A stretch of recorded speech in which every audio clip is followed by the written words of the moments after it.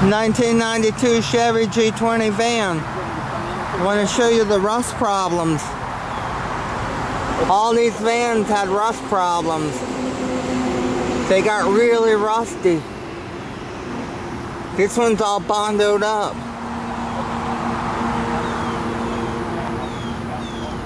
This van was only $450 at the Salvation Army auction. They had a bad rust problem. I think the back is like that too. Mine isn't hardly at all rusty. You gotta get after it quick before it gets real bad.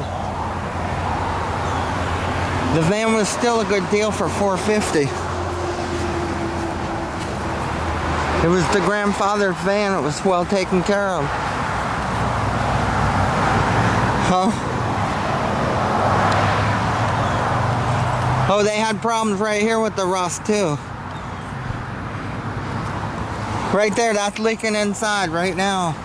It's getting water in every time it rains. And right here.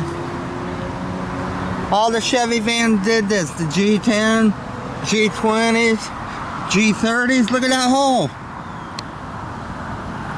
And this is the Florida van.